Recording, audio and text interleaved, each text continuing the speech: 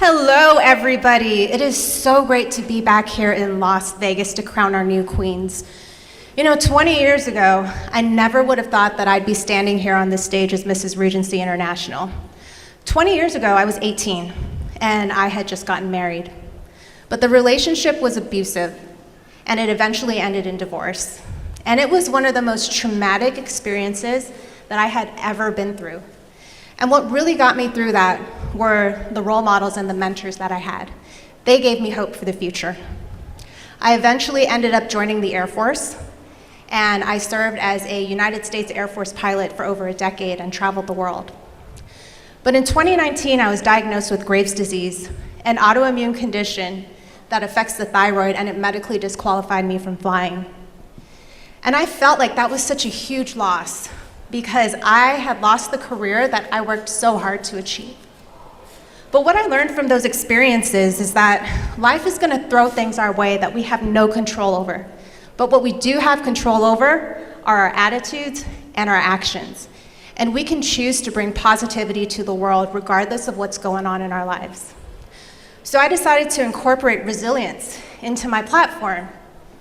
And I spoke about resilience throughout the year. But little did I know that this year, my resilience would be challenged more than I ever thought possible. You see, I'm 6 months pregnant, and my daughter, my unborn daughter, who we decided to name Faith, screened positive for Trisomy 13. Now, Trisomy 13 is a chromosomal abnormality that results in either severe disability or death. Most Trisomy 13 babies are miscarried, and out of the ones that do survive, only about 10% make it to their first birthday. And my husband and I were given the opportunity to terminate the pregnancy. But we know that Faith is fighting. She's a fighter. And we decided that as long as she's willing to hang on, we're going to be right there with her, fighting with her, giving her every opportunity, because we believe that regardless of how long or short her life is, her life has value. And I personally believe that Faith will want to bring inspiration and light to the world. So I would like to invite all of you to help my baby girl achieve this in what I like to call the journey for faith. So how would you do this?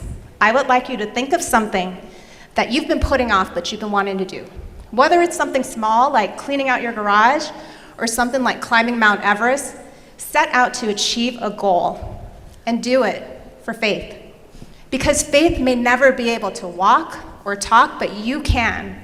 And what faith has taught me is that life is so precious and tomorrow is not guaranteed.